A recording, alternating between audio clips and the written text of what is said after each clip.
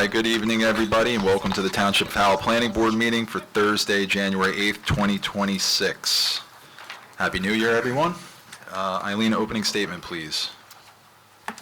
I hereby declare this meeting of the Howell Township Planning Board to be open. Adequate notice having been given pursuant to the New Jersey Open Public Meeting Act in the following manner. First, on January 3rd, 2025, a copy of said notice was emailed to the Asbury Park Press and the Star Ledger. Second, on January 3rd, a copy of said notice was hand-delivered to the clerk of the Township of Howell. Third, on January 3rd, 2025, said notice was posted in the office of the Planning Board and on the bulletin board in the Howell Township Municipal Building, 4567 Route 9, Howell Township, New Jersey. In accordance with the Fire Prevention Code and your safety, please be advised that this facility is designed with 2 emergency exits which are at the front and rear of the meeting room. Furthermore, smoking is not permitted in the municipal building. Please take note that this meeting is being videotaped for possible future broadcast on Howell Township TV 77. And as a side note, if I could just remind all the members, if you're going to speak, please make sure your mic's on because we're having trouble picking you up on the video after the meeting. Thank you. Thank you. With those members that need to do the oaths, please rise. And you should have your oaths in front of you. Can you raise your right hand, please? I state your name.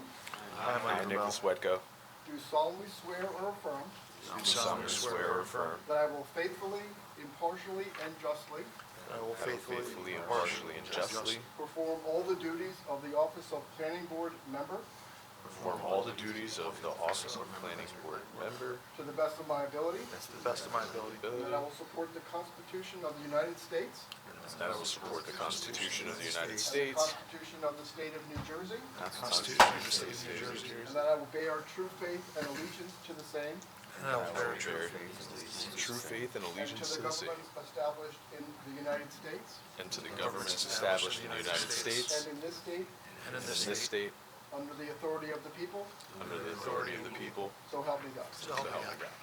Congratulations. Thank you. Gentlemen, just sign those, give those to Eileen. Thank you.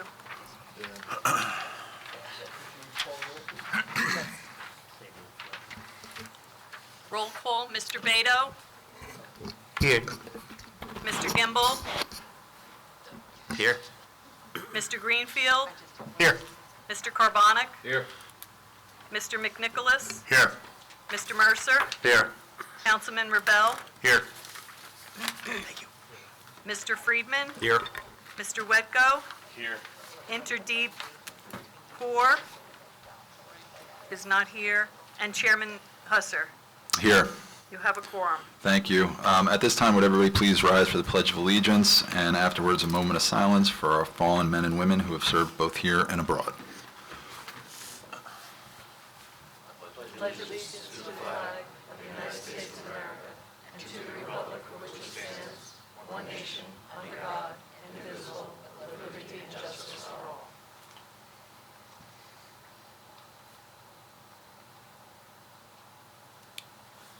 Okay, thank you. At this time, the Planning Board, gentlemen, I'll need a motion to go into executive session for reorg. I'll make a motion. Mr. Mercer, do I have a second? I'll second. Okay. Who was the second? Mr.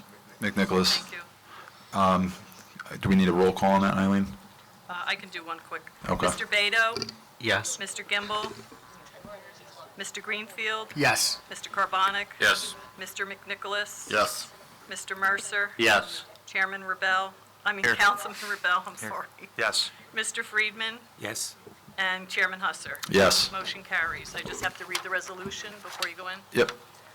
Executive session resolution.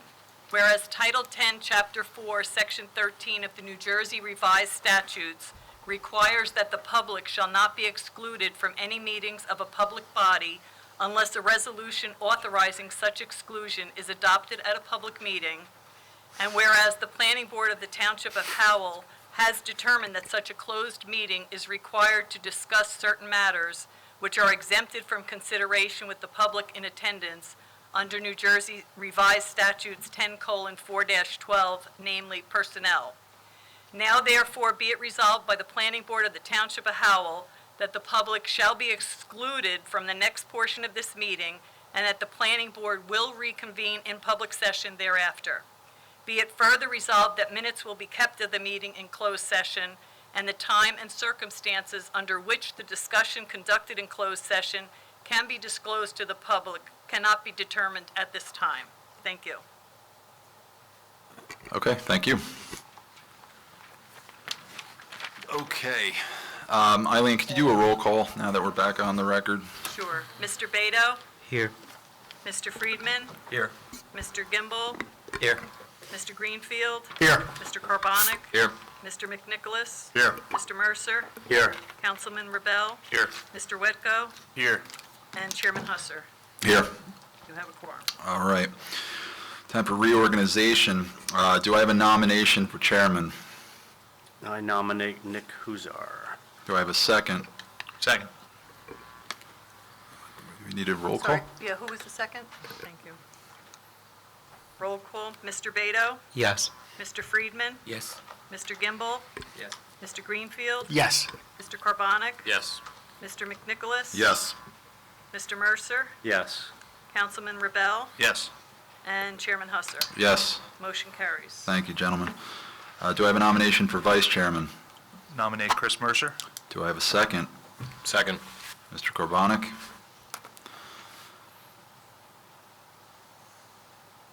Mr. Beto? Yes. Mr. Friedman? Yes. Mr. Gimbel? Yes. Mr. Greenfield? Yes. Mr. Carbonic? Yes. Mr. McNicholas? Yes. Mr. Mercer? Yes. Councilman Rebel? Yes. And Chairman Husser. Yes. Motion carries. Okay, do I have a nomination? I'm going to do, because it's three positions at once, for secretary, administrative officer, and recording secretary. Nominate Eileen Kusim. Do I have a second? I'll second. Mr. McNicholas? Mr. Beto? Yes. Mr. Friedman? Yes. Mr. Gimbel? Yes. Mr. Greenfield? Yes. Mr. Carbonic? Yes. Mr. McNicholas? Yes. Mr. Mercer? Yes. Councilman Rebel? Yes. And Chairman Husser. Yes. Thank you on behalf of Eileen Kusa. Thank you, When it's she not, comes back, I thank you, it's not me. Okay, do I have a nomination for consulting attorney? Yes, Pashman, Walder, and Hayden. Do I have a second? I'll second that. Mr. Friedman? Roll call, please. I'm sorry, who was the, Mr. Friedman, Mr. McNicholas, Mr. Friedman. thank you. Mr. Beto? Yes. Mr. Friedman? Yes. Mr. Gimbel? Yes. Mr. Greenfield? Yes. Mr. Carbonic? Yes. Mr. McNicholas? Yes. Mr. Mercer? Yes. Councilman Rebel? Yes. And Chairman Husser. Yes. Motion carries. Nomination for consulting engineer? I'll make a motion for CME Associates. Do I have a second? Mr. Gimbel, second? And who was the motion? Mr. Mercer. I'm sorry. Mr. Beto? Yes. Mr. Friedman? Yes. Mr. Gimbel? Yes. Mr. Greenfield? Yes. Mr. Carbonic? Yes. Mr. McNicholas? Yes. Mr. Mercer? Yes. Councilman Rebel? Yes. And Chairman Husser. Yes. Motion carries. Nomination for consulting planner? I nominate Leon Esavakian, Inc. Do I have a second? Second. Mr. Greenfield? Mr. Beto? Yes. Mr. Friedman? Yes. Mr. Gimbel? Mr. Greenfield? Yes. Mr. Carbonic? Yes. Mr. McNicholas? Yes. Mr. Mercer? Yes. Councilman Rebel? Yes. And Chairman Husser. Yes. Motion carries. Thank you. And a nomination for licensed tree expert? I'll nominate CME Associates.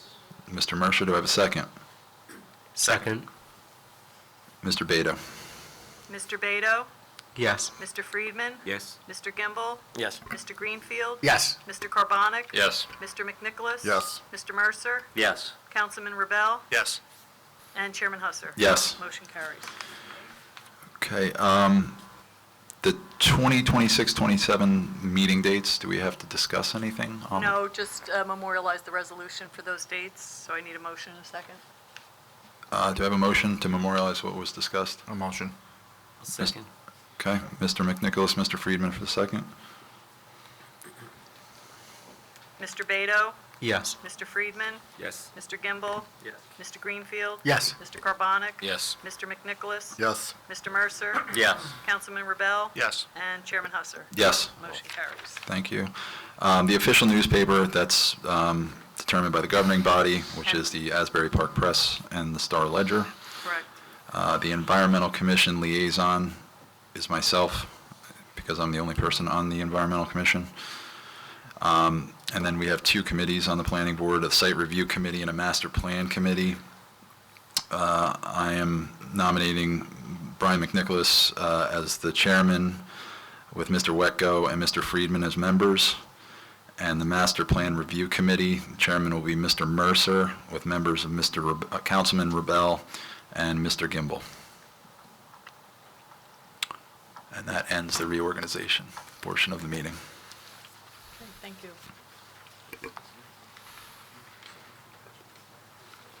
Yeah, we're good, thank you.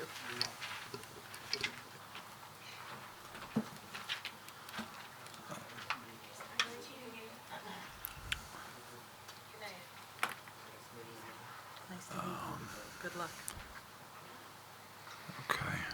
Excuse myself. Okay, perfect. It was nice meeting you. Nice meeting you. Have a nice day. You too.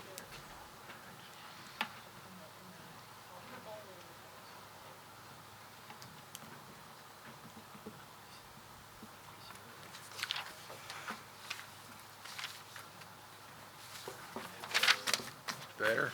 Welcome aboard. Thank you very much. We'll wait for you to get settled in.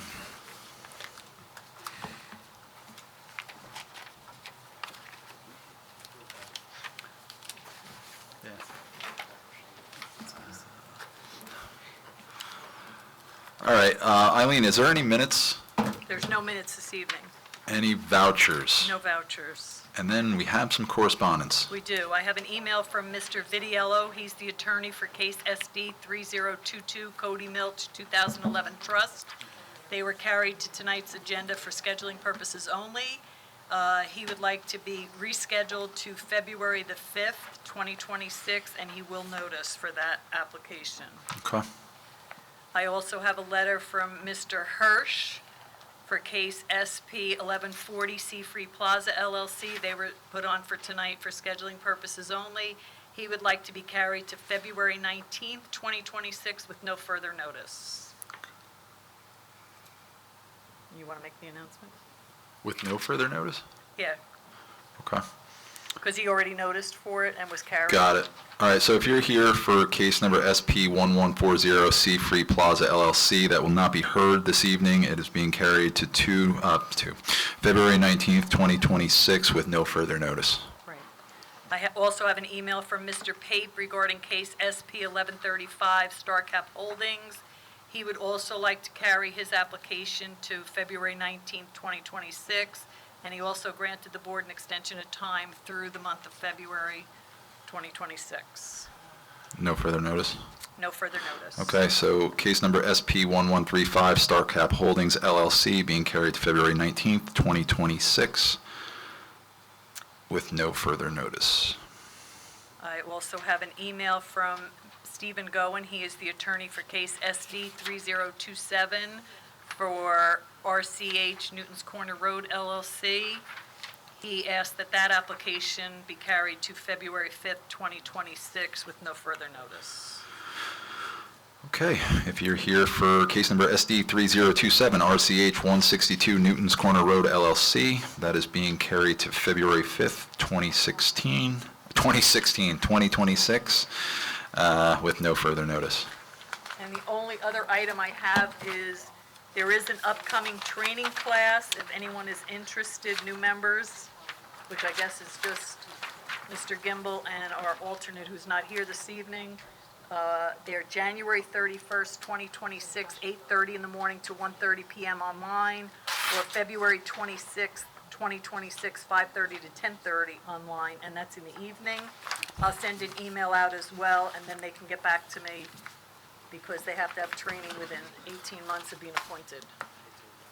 Got it. And that's all I have. Okay, thank you. Mr. Chair? Yes. I just want to bring to the board's attention that at the zoning board, they're intending to have their professional team give like a directed training class. So I think that if you're brandy new and you definitely need the 18-month, that's one thing. But for those of you guys who have been here for a while, Andy, we were discussing doing a training class with the zoning board at a Yes. subsequent meeting when the agenda was light, and we could do like a personalized training, not every other town or what have you. So it's something to keep in mind. Okay.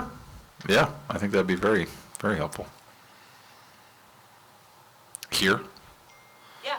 Yeah, we did it right at the meeting. Like we did it either we Before the meeting or after the meeting? conducted the business and then did the training, or we did the training first and then conducted the business, but at a regular scheduled meeting, so you guys didn't have to come out on a different night. Got it.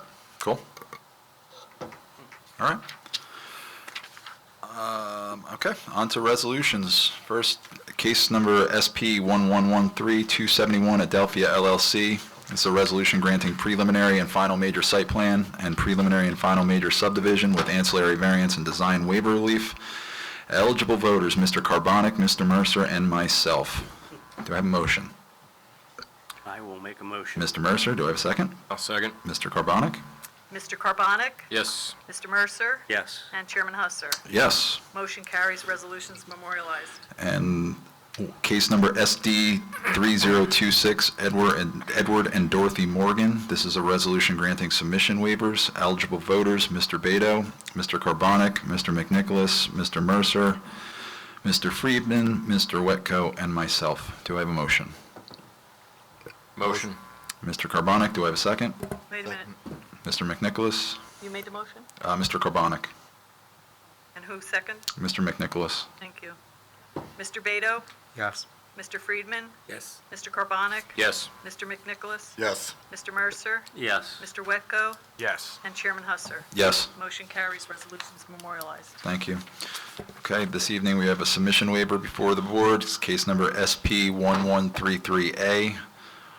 Archangel Michael Adult Day Healthcare Center Incorporated for a minor site plan. Mr. Pape. Good evening, Mr. Chairman and members of the board. Kenneth Pape on behalf of the applicant. This is a request to modify the use of one of the rooms in the existing house of worship for an adult daycare. And I know that there's a couple of waivers I think that your engineer is prepared to address. Okay. So, Mr. Chairman, members of the board, do you want to swear me in? Sure.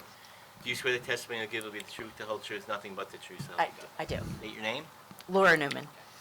So, Mr. Chairman, members of the board, first, I want to thank you all. I didn't get the opportunity to thank you on the record, so I do just want to do that. But we did issue a memo dated January 3rd. There's only one waiver being sought here, and that's for the 2,000-foot downstream drainage analysis, which I typically require, but because this is an interior modification, there's no exterior improvements proposed, so there's no additional impervious coverage, there's no ground disturbance.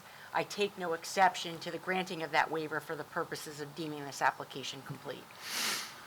Got it. Any questions? Seeing none, I will entertain a motion. Motion. Mr. Beto, do I have a second? Second. Mr. Mercer? Roll call, please. Mr. Beto? Yes. Mr. Friedman? Yes. Mr. Gimbel? Yes. Mr. Greenfield? Yes. Mr. Carbonic? Yes. Mr. McNicholas? Yes. Mr. Mercer? Yes. Chairman Rebel? Here. Yes. And that's a yes, right? That's a yes. That's a yes. And Chairman Husser. Yes. Motion carries. Thank you. Thank you. All right. So that's done. So we have two applications this evening. First being case number SP 1139, Atlantic Health System. This is a preliminary and final major site plan with ancillary variance and design waiver relief. Happy New Year, Sal. Happy New Year, everyone, and congratulations, everyone. Good evening, Mr. Chair, members of the board. Salvatore Alfieri, Cleary, Giacobbe, Alfieri, and Jacobs on behalf of the applicant. For those board members who aren't aware, this is the old Moon Motel site, which has been vacant for a decade or so. We're excited to bring an Atlantic Health System medical office building, single occupant. You'll see a beautiful building. Our client has authorized our engineer to spend a lot of time in the design features of the application, including stormwater management. We've attempted, and I believe successfully, worked with your board professionals to come up with a plan that satisfies all the ordinance requires and all the technical comments that the board professionals typically have.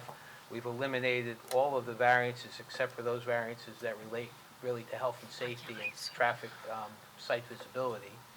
And we have two witnesses we intend to present. We do have a traffic engineer if you decide you want to hear traffic testimony, but otherwise we have our engineer planner and then the architect and, of course, anybody else or any questions you may have. Sounds like a plan. We submitted exhibits in advance and to speed things along, and our first witness, we're going to request that he be sworn in so we can qualify him. You swear the testimony you give will be the truth, the whole truth, nothing but the truth. I do. State your name for the record, spell your last. Yes, it's Patrick Lynham, Lynam. I'm with Colliers Engineering and Design. We're located at 101 Crawfords Corner Road in Homedale, New Jersey. I am going to be testifying as the engineer and planner for the applicant tonight. I have over 25 years' experience in the site planning and engineering field. I have been in front of this board before. We'll accept your credentials. Thank you. Thank you. And Mr. Lyman, your office prepared the application, and you were involved in the entire design process that I briefly described before I introduced you, correct? Correct.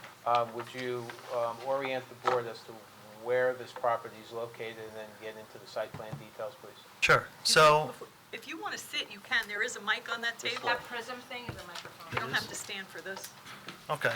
I'm up here anyway. Thank you, Oh, Eileen. whatever. So as you can see, the first exhibit is an aerial, and it's marked previously as part of the set. The address is 4650 Route 9 South. The block is 78.10, lots 26 and 28. The lots will be consolidated as part of this application. The site is located just south of the Howell Township Municipal Building. It's I could probably throw a stone from here. The lot area is 4.637 acres. It's currently developed with remnants of a demolished Moon Motel. The property fronts Route 9 South, and there's a New Jersey barrier that segregates the lanes in that location. It's bounded by commercial, medical office, physical therapy, dental to the north, a vacant retail property, and Wawa to the south, and residents to the west. The property is located approximately 430 feet south of New Friendship Road. The lot is irregularly shaped.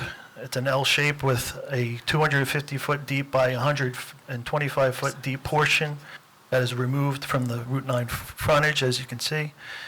The site topography slopes down approximately 3% from east to west. That's from Route 9 to the rear. There's a tax map plotted 50-foot buffer in the rear for the rear residence, which is maintained as part of this proposed development. The property is located within the HD-1 Highway Development Zone. The use is a permitted use. The rear residents are located within the R-3 zone. The property has a valid wetlands LOI indicating the absence of wetlands in the property, and there's no known ecological constraints impacting the property. There were two prior applications on the property. One was a 62,000 square foot mixed medical office and retail, which was approved in 2008. Obviously, that never moved forward. And then there was a subsequent application in 2023 for self-storage, and that didn't move forward either. If you could go to the next one, please, Mark. Thank you.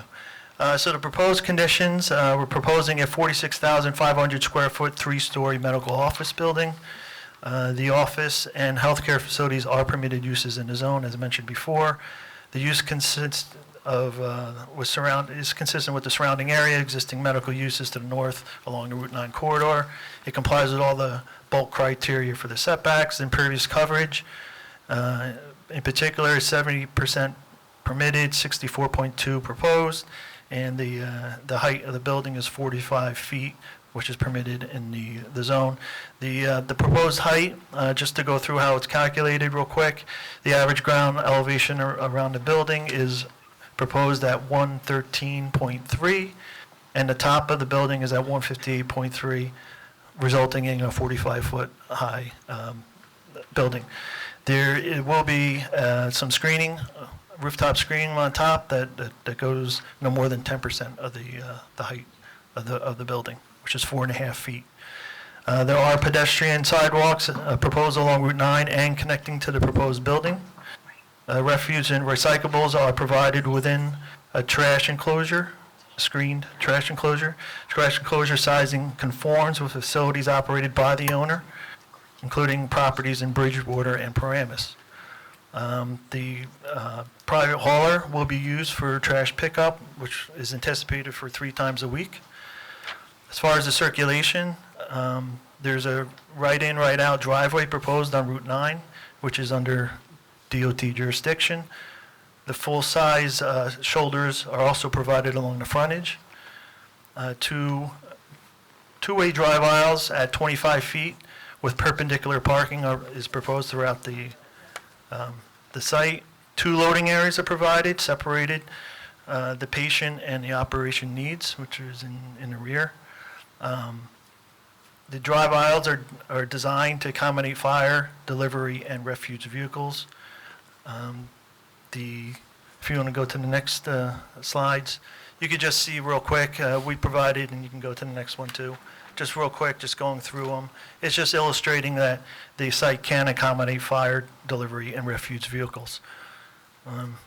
There's no tractor trailers are anticipated for the operations. The largest vehicle anticipated are box trucks for supplies and mail deliveries. There are design waivers proposed for a 25-foot circulation aisle, whereas 30 feet is required for fire pass, and for a 30-foot driveway width at the entrance, whereas a 24-foot width maximum is permitted. These waivers can be granted under C2 requirements. Fire official deemed the current layout acceptable. The deviation lowers on-site impervious areas, so that's a positive. The wider driveway at the entrance supports safe ingress. As you know, Route 9 is divided in a high-speed road, higher speed road. As far as the compliant parking is provided. 310 spaces are required, 312 are proposed, including credit for 12 EV-ready parking spaces. The parking spaces are 9 feet by 19 feet. We are requesting a waiver for a portion of the site where parking spaces along Route 9, which are 9 feet by 18 feet. Spaces along the perimeter contain a 2-foot overhang, which effectively provides a 20-foot space depth. So we believe it's a better design. The ADA compliant parking spaces are increased from 5 to 10% based on healthcare needs, and it complies with building code as well. There are 8 bicycle spaces. The parking spaces are partially constructed of porous pavement as for stormwater. That technically requires a waiver.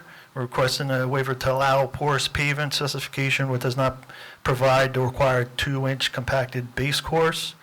The porous pavement is limited to the parking area, not the drive aisles, limiting wear and tear. The porous pavement promotes water quality treatment and water quality control, and the pavement section will be engineered to meet required structural and traffic load demands. As far as the traffic being generated by the site, we are reconstructing the current right-in, right-out driveway to current NJDOT standards. The trips are calculated at a maximum of 96 entering trips and 143 exiting trips during the weekday evening peak hour. The driveways will operate safe and efficiently and is currently under review by the DOT. As far as the signs, 2 total signs are permitted, 1 wall sign and 1 freestanding monument sign, and there are 2 directional signs are proposed. So there is a variance for the freestanding monument sign setback, which is 8 feet from the highway right-of-way proposed, whereas 20 feet is permitted. We're also requesting a sign area variance where a 12-foot long by 6-foot high, 6-foot 8-inch high on a 4-foot base is proposed, whereas 12-foot by 3-foot on a 2-foot base is permitted. Also, we are proposing 2 8-foot directional signs exceeding the maximum number of signs permitted. So the existing on-site vegetation to the north, Laura, if you want to. Do you want me to go to the landscape Yeah, plan? keep going. Well, no, if you just keep going Right. forward. So, yeah, so you can see, whoops, what happened? That one? No, keep going. Back. No, I think we went too far. I want to go back to the signs. I want to show the board the sign details. This plan? Hey, What plan keep- are you looking for? Keep going back. Can I ask you a couple questions before you get to the signs? Sure. What kind of, like, what's going on in this building? Is it just like your typical, like, I hear medical office, and there's 18 million different kinds of medical offices. Right. You know, what, Well, we do have the architect, which is also going to provide operational testimony, so that would probably Okay. be answered by him. and then around the building where there's parking towards the building, are there bollards there that are going Yes. to be installed? Perfect, thank you. Okay. That's what you needed, that is it? Yes, thanks, Laura. So, yeah, you can see, this is what we're proposing. This is the detail, the freestanding sign, as well as the directional signs. And when I was getting at, if you want to go to the next one, you could see here, these are the pictures of along Route 9, and you can see here that the off-site vegetation to the north limits visibility for the signs on Route 9 southbound approach. You can just visually see the signs. So that's the reason for our waiver. This is a exhibit showing, Can I just ask you a question? Go back. So you're telling me that as you're traveling, you can't see that sign if it was compliant? correct, And do you have an exhibit that shows a compliant sign and that you can't see it? no, Because it looks pretty visible to me. okay. So, I don't understand the vegetation that you're referring to. The vegetation, you can see, it's the mature Yeah, deciduous but the mature trees. trees are past the entrance, traveling south. You can. Oh, they're before I'm the looking at entrance. I'm looking at the middle exhibit that shows vegetation. You can clearly see the sign. And if you're looking for a sign variance, one would think that you would show a compliant sign and that you couldn't see it. So I don't believe that if you change the dimensions of the sign to 12 by 3 or 4 by 10 versus 12 by 6, that you're not going to see that sign. Okay, so the photos, just to reiterate, they're labeled as 1, 2, and 3, as they're shown on the left of the exhibit. So those are where the photos are taken. So they're taken before the site. Yes, that's my point. So when you're coming down southbound, you got to be able to see the sign before you enter the driveway. I understand that, but I'm not buying the argument that a 12 by 3 or a 4 by 10 is not visible and a 12 by 6 is. Right? You have to prove to me, to get the relief, that deviation from strict compliance is a better alternative. And right now, I can see what you're proposing clear as day, and if it was a little bit smaller, I'd still be able to see it. So I would encourage, before the board act, to be able to determine a compliant sign would not be visible. We're very strict, especially on signs on Route 9. There's a lot of sign clutter. Right. And that sign is perfectly visible heading south. I disagree. For So- reference, what size is that existing sign there? That's not even our sign. That's not the I know, moon but sign. For reference to the different sizes Jen is speaking about. Well, if you go to know the what next size that is? exhibit, you could see all the other signs that are on Route 9, and that's. But that wasn't the question, Pat. The question size was, is go that back. sign? Yeah, How what big is the size is sign for- that you're using? For scale, what Right. size is that sign? Oh, versus what size the that 12 by 3 sign? Or the 4 by 10? that I Jen don't was know. talking I don't know about? what that sign is. So if you go to the next exhibit, maybe it's shown on it? But you don't really know the circumstances surrounding how those signs came about and whether they've been there forever I understand. versus not. I'm showing it's a character. It's the character in the I neighborhood. understand, but the deviation from 12 by 3 and 12 by 6 or 4 by 10, which is also permitted, I think would also be visible and not require relief. So can you prove to me that you cannot see a compliant sign? Not with these exhibits, no. Thank you. Anyway, so continuing on. So we are requesting the waiver. It's up to the board if they want a lesser sign. We are open to consider a lesser dimensions of sign. And that vegetation's on the northern property? That's not on Yes. yours? Okay. Yes.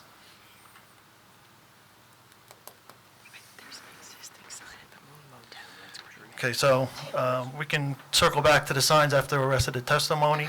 Just if there's any other questions, we can address them and address the signs at the end.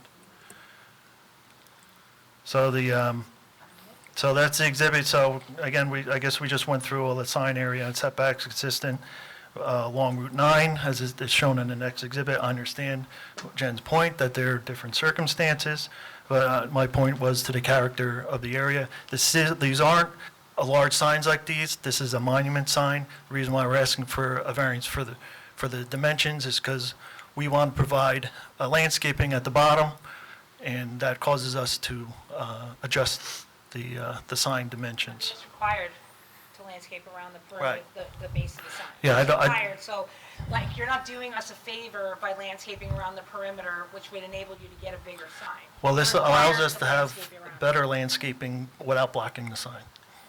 That was the point. I would respectfully submit to the board that I think a compliant sign would be more than appropriate at this location, and without information to demonstrate that it's not visible, and that deviation would be a better alternative, which is required under the law.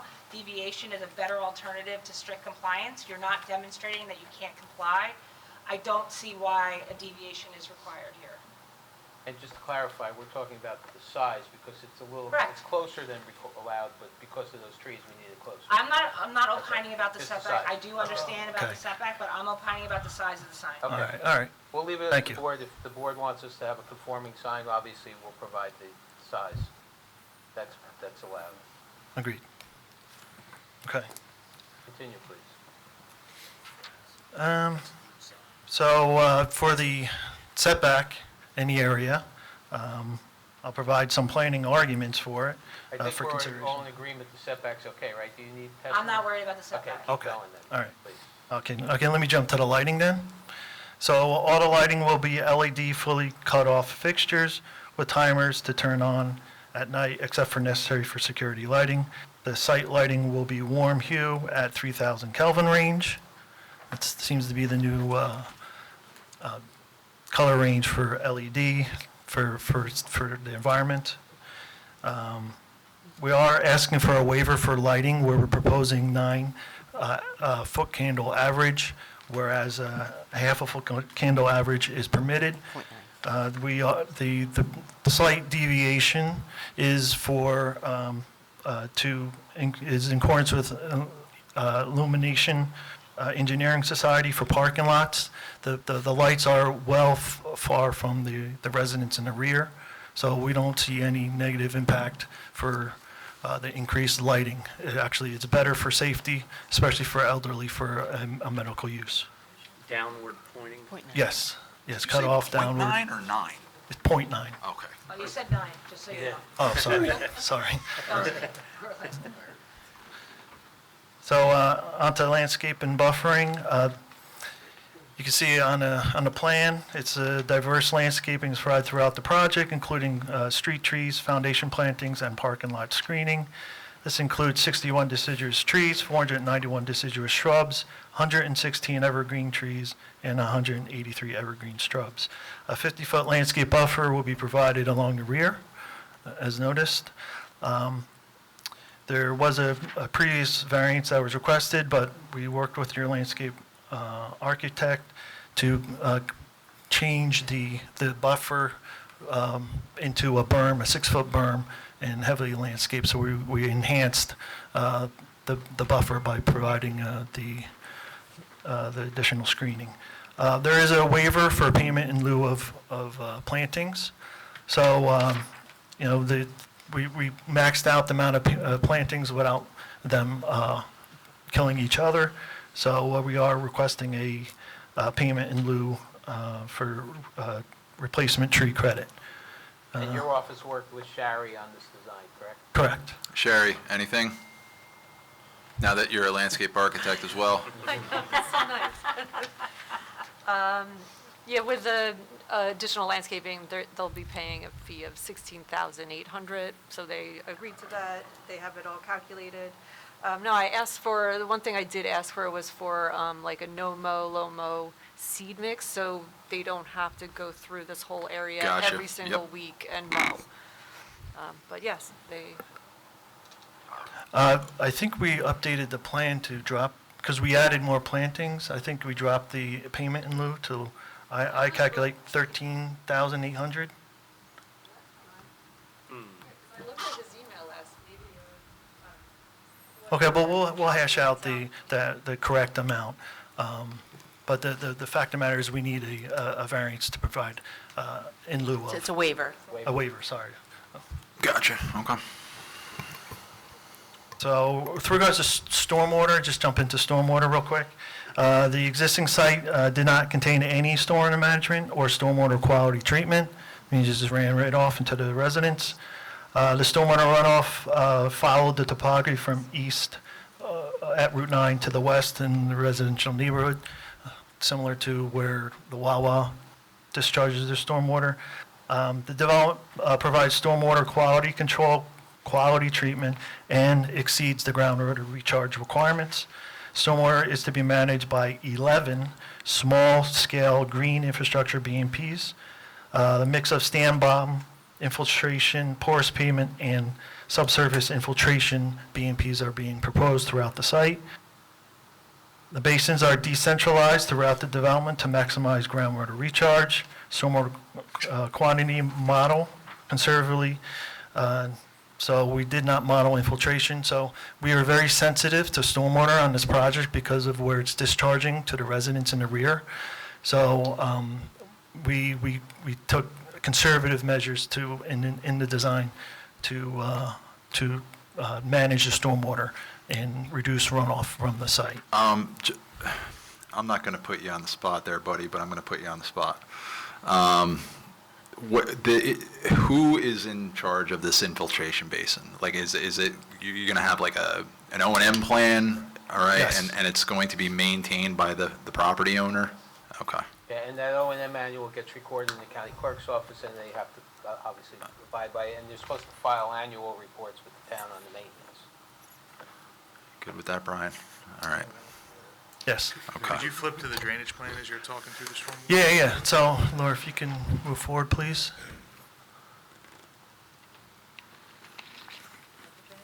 So, yeah, one back, yeah. So, just to illustrate for the board on where the stormwater actually goes, you can see the proposed development in the top right, and then you can see where the stormwater in blue actually traverses over, discharges to the residential development. There's actually a buffer actually on that first resident.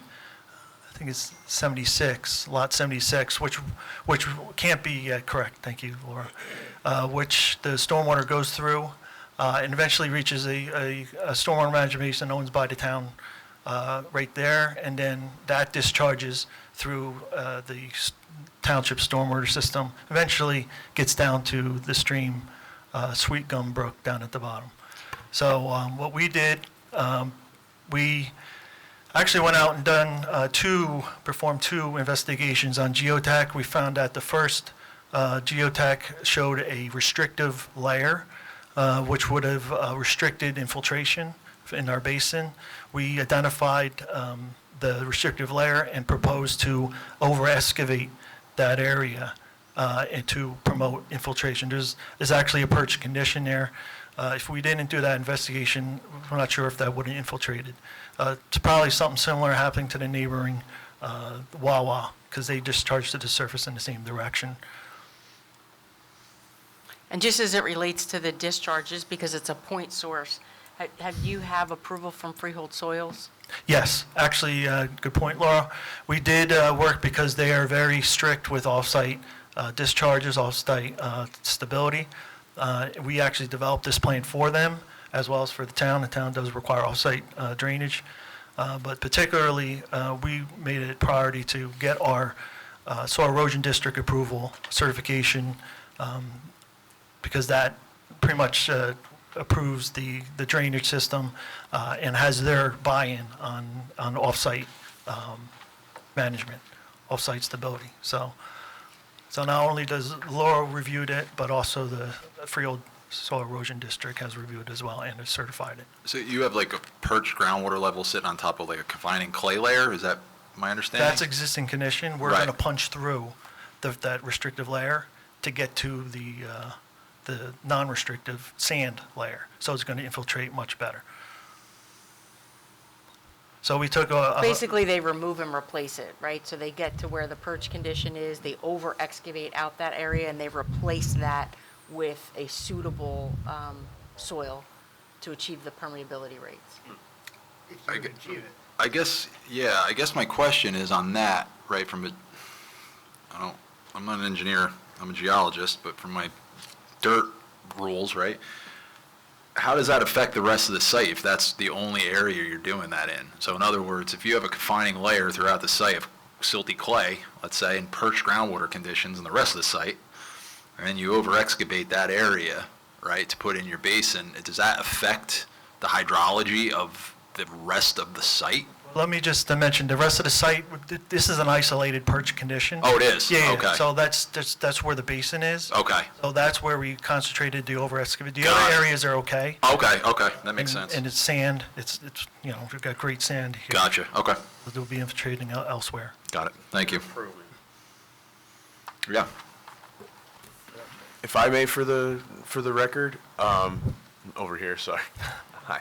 A phase one was performed for the site assessment. Was there any known contamination or anything? It's a large project, and with the actual site work happening and the stormwater runoff going off-site towards residential properties, is there any concern of disturbing? I was known actually going to get into the contaminant? environmental, but let's address it now. So the phase one was done. It showed before the Moon Motel was even built, it was a farm. A bunch of, all of Howell was a farm at one time. So there is a concern about pesticides, heavy metals, and those are not soluble.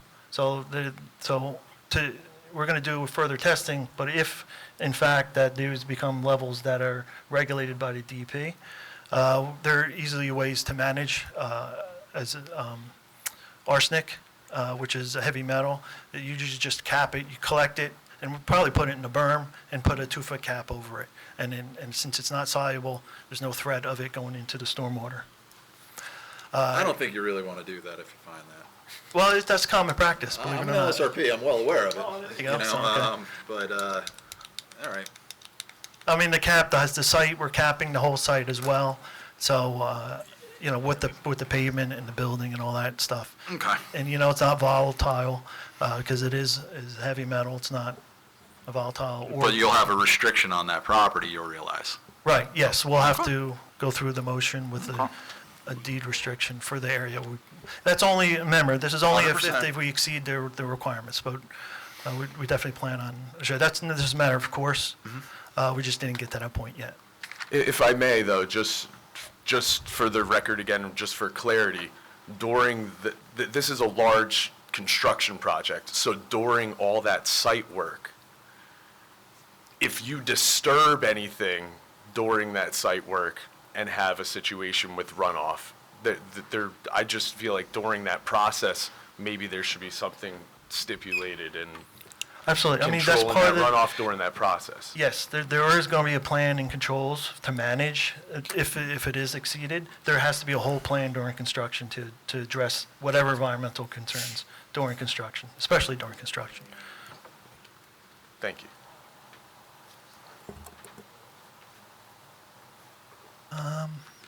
So yeah, we discussed that. Just quickly on the utilities, we're going to service by all the utilities. They're all public utilities.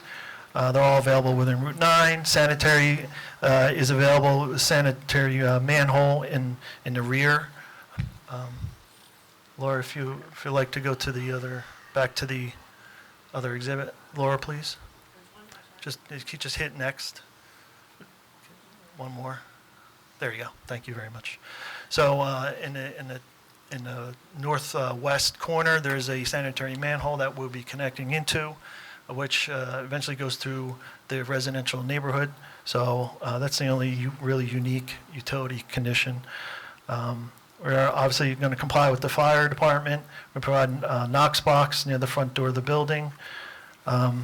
Brings me to the, again, for the utility, there is a variance for providing the hot box. That's the new trend with the water utilities, especially New Jersey American Water. They require their backflow preventers to be above ground. So then we got to provide them in a heated box so they don't freeze. But what we did is we did put landscaping around 3 sides of it. The visible sides, we got to leave at least one side open for access. So we are requesting a variance to put that in the front yard. And you can see it's in the top or north east corner.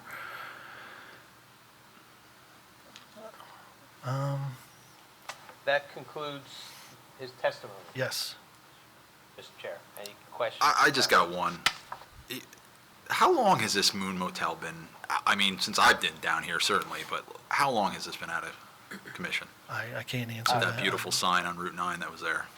At least 10 years, but beyond that. 15, 20, right? Is it that long? Wow.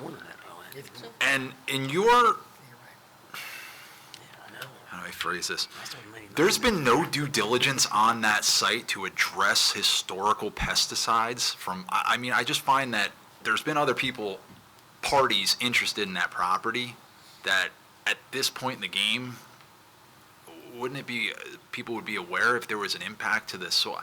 Yeah, You know, I would agree with you. You know, right. So, and to your knowledge, there's been nothing that you've seen laboratory-wise analyzed for? Not laboratory-wise, no.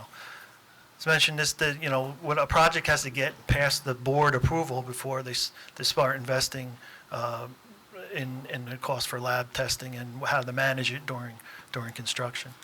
So that's the speculation, but that's probably why we haven't seen it yet. Yeah, but, I mean, all right. It's just saying due diligence before you even look at the property, because the cost with remediating something like that before you even go through this process could be onerous. It could be, yes, but they take the risks. And Yeah, I mean, listen, I'm crossing my fingers that nothing is out there, but it leaves me to believe that if it was a farm and there is an issue, I mean, then what? I mean, we have addressed arsenic. I mean, this is a common thing, especially now. I understand. You I know understand that, it's a common thing, but you go out there and you find pesticide, DDT and DDE and arsenic and lead and mercury all over the place. What happens? Like, what are you guys doing? Well, we hire an LSRP, and they. So and they you come will in- go forward with development impacted or Oh, not? yeah. Okay. I mean, the board has seen other applications where they have impacted soils, where it's cleaned up during construction and Your by an client's aware of that? LSRP who manage it during construction. So do you intend to do those soil testing as a condition of, if the board acted favorably, of compliance, so that we understand what the level of contamination is? Absolutely. And we have to do it anyway. Understood. I'm just, what I don't want to hear is we're going to, if the board acted favorably, get compliance and then deal with it prior to construction. I think we need to understand it. If the board acted favorably, it would need to be submitted so that we know what the remedial action plan is before we have an approved set plan, construction plan set. So are you saying during resolution compliance? Yes. Okay, yes.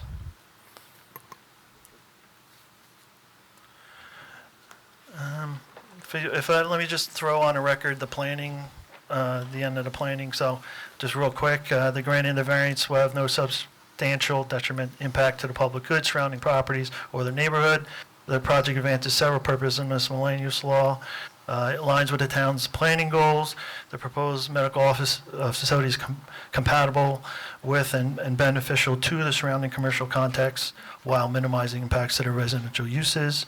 Well, I just want to, because you're doing, I'll defer to Jen, but just so I understand, we're literally talking about the location of the monument sign And the hot box. and the hot box. Correct. So are we And acquiescing to the size of the sign? Yes. Okay. Unless the board says we like it larger and you can have it. But I have a feeling they're going to listen to you and not us. I had one follow-up question. yes. You had a chance to review the technical reports that were submitted by both the board engineer and planner and landscape architect? Yes. And you're okay satisfying all of the comments as a condition of approval, correct? Yes. That's all we have. Any other questions for me Any? before we gentlemen? bring the architect up? Is there anybody from the public that has any questions for the engineer? Seeing none? Okay, Yeah. thank you. Architect. Architect.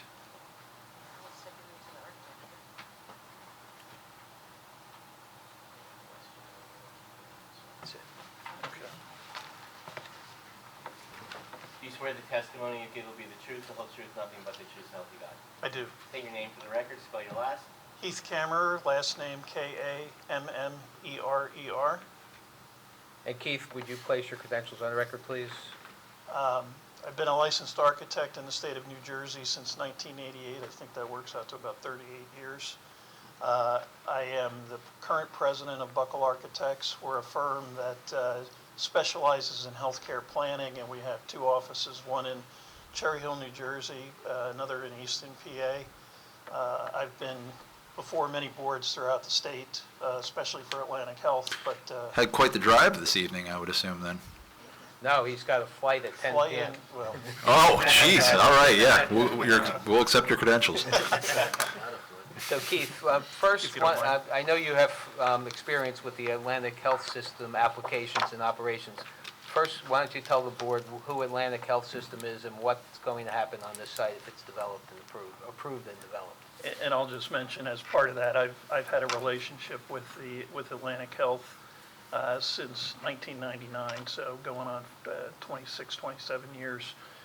So I'm intimately familiar with how they do things, especially facilities and so forth. But just as a general introduction, Atlantic Health System, obviously, I'm sure you're aware, is one of the leading healthcare providers throughout the state. They have over 500 locations, points of service, if you will, and that's everything from a hospital down to a physician office. The project, this project represents sort of a middle zone there, which is a large ambulatory health center. I'll go into some details of what that includes, but for those who don't know, obviously the Atlantic Health is headquartered in Morristown, New Jersey. Morristown Medical Center is their tertiary hub. Overlook Medical Center is also a center of excellence for neurosciences, while Morristown is a center of excellence for cardiac care, for children's medicine, for cancer care, et cetera. And then there's a series of community hospitals, Newton, Hackettstown, Chilton, and obviously, locally as well, with the addition of Centra State. This project is a byproduct of that relationship and is intended to answer your question, to provide services. And at this point, the specifics have not been decided yet, but in the initial discussions and planning for the building, the intent was to have diagnostic and imaging services likely on the first floor. So we've maintained a little higher floor-to-floor height on that first floor. And then typically what happens is their specialists occupy the other floors, and usually those are symbiotic specialists that may have some relation to, obviously the diagnostics. This project is very similar to a project, a little bit smaller, but very similar to Rockaway Medical Center was the former BASF headquarters there, right by the mall. Atlantic Health developed that project. Now that project is a little different because it has an ambulatory surgery center in it as well. There's, to my knowledge, at this point, there's no intent for that to be located here. That being the case, I wanted to at least talk about hours of operation. Their typical hours of operation for these facilities are set during weekdays, 7 a.m. to 7 p.m., and then usually there's a Saturday morning, roughly 8 to 1 type of operation for that as well. I don't want to add to the civil engineer's discussion about building height. I'll just sort of reinforce it and add some context. And just talk a little bit about the building exterior, because it was really derived by two things. One, your ordinance in terms of size and configuration, but also by the design and site planning standards, which we studied fairly rigorously to really try to understand what you were trying to do. So that and the site kind of had an impact on the building because the building kind of locks into that little key in the front of the site. The location of the entrance and the location of the sign are sort of skewed a little to the north, where it's more centered on the frontage of the lot along Route 9. So, but taking the cues from the design standards, the approach to the base in terms of using a masonry base or something that was continuous, the approach to windows versus wall panels, the approach to creating some undulation to the facade, to try to create visual interest were all factors in developing this facade. And in addition to that was really kind of creating a building that had, a dynamic building, if you will, that became a local landmark and that was easy to identify from the road as well. So again, it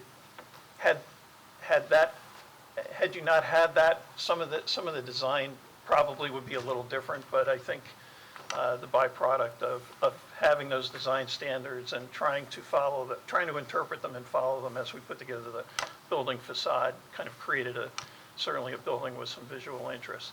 The civil engineer did testify as to the building height. I'm just going to point out that the building height, the highest part of the building, which is that parapet over the Atlantic Health System, that's the area that is, the highest part. The other parapets are 1.5 feet roughly lower, and the roof is a little bit lower than that. So that's. And so the highest part would be what? Height-wise? I'm going to leave it to what? 45. You're the architect, though. 45 feet. All right. I think I got the 46,000 of the square footage confused with what I just said. So 45 feet. Okay. Yes.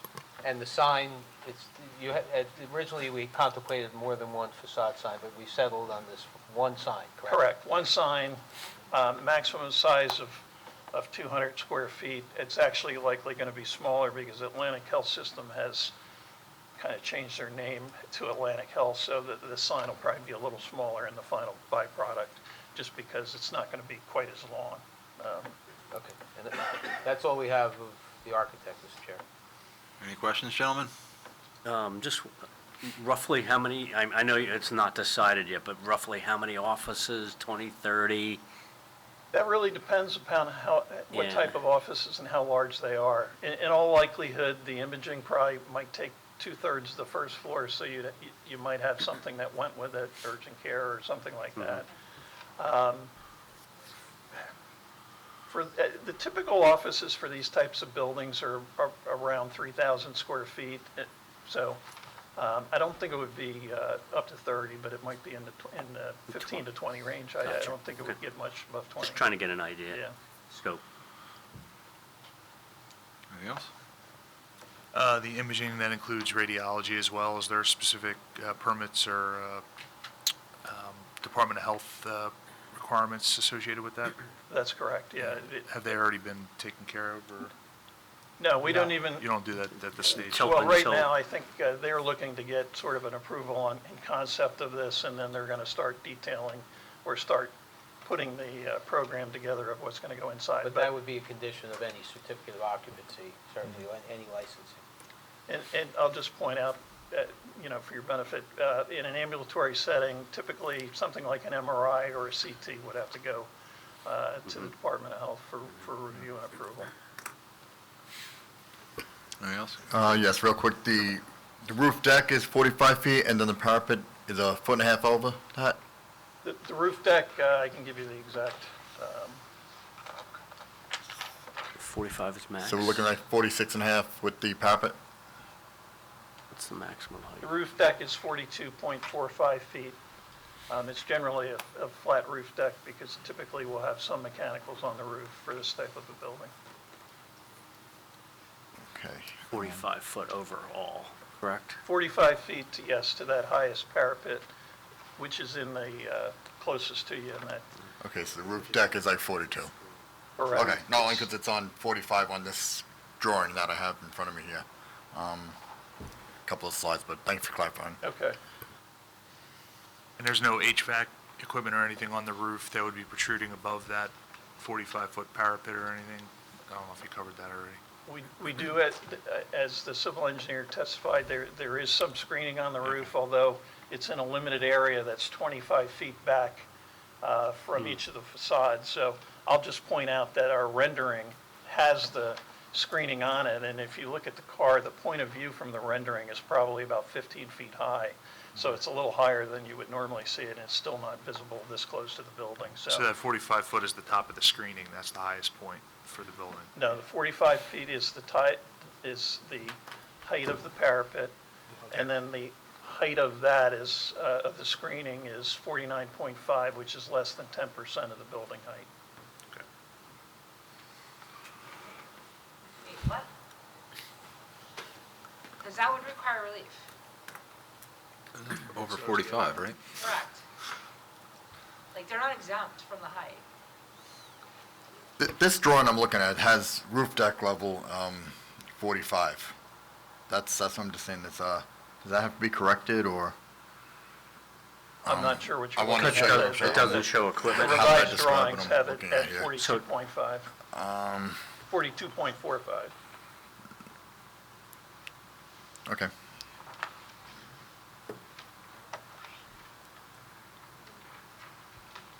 So he's looking at an older drawing? That I don't know. I don't know what drawing he's. Well, we haven't had any resubmissions, Sal, so if you guys have amended your plans, we don't have them. A3, if we could take a look at A3.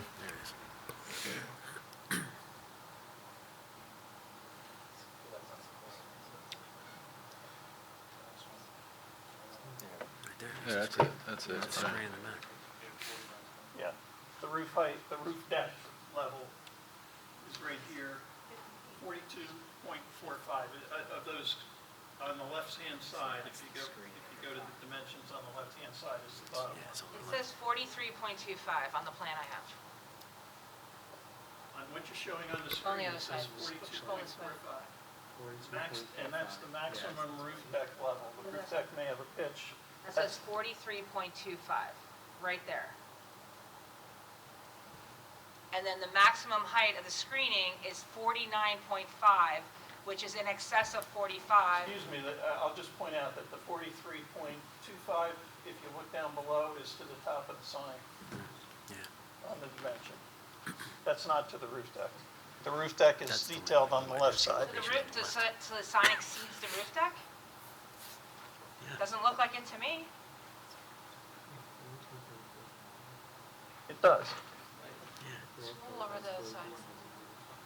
There's a dashed line that continues the roof deck. Right, but that's the roof deck on that side. I'm talking about the other side, which the sign, there's a roof deck above the sign goes to the top of the roof deck of that part of the facade, which is higher, as you said, than the other side.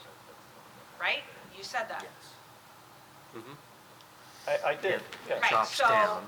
Yep. so the roof deck on the side that Laura keeps scrolling away from is 43.25, not 42 point whatever. No, But the top of the screen, that's not even the point. It's the The point overall is that the height. top of the screening is 49.5, It's over 45. which is a variance, which I don't know that you guys noticed for.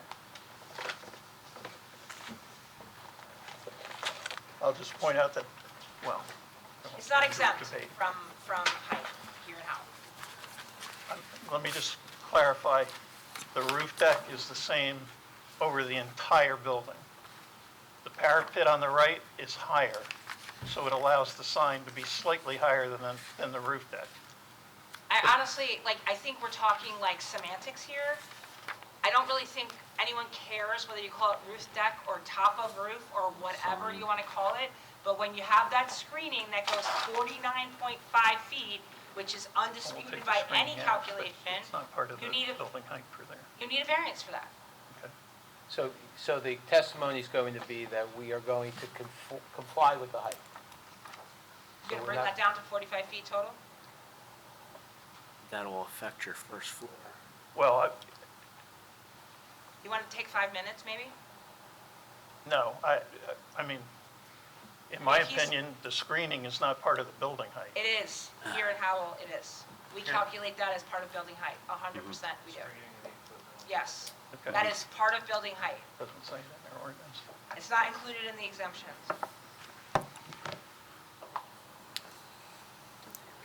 The equipment, yes. The wall to screen it, no. Well, there's,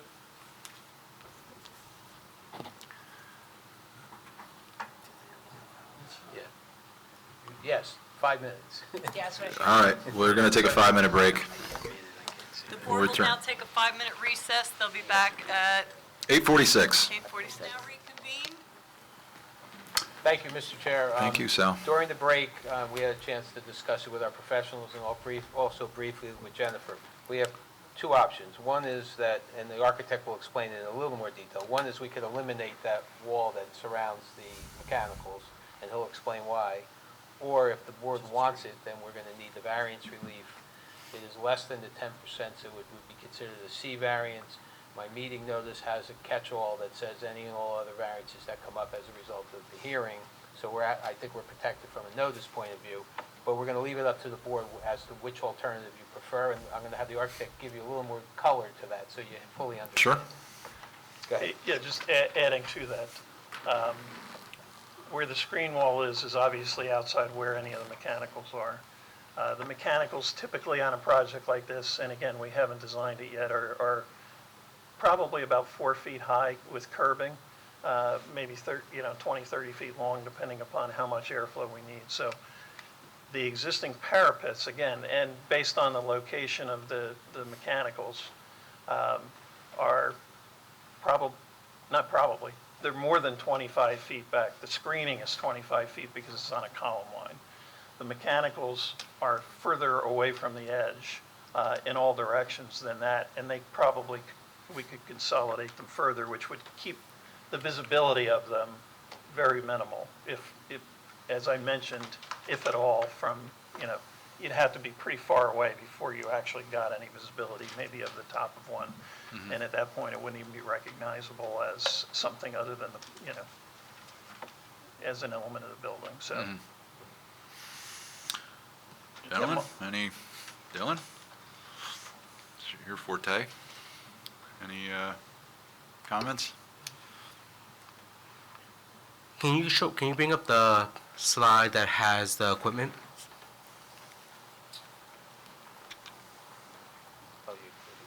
Okay, so there's the utility shaft. And air handling units you're saying are 4 feet high? I'm Estimating. estimating, yes.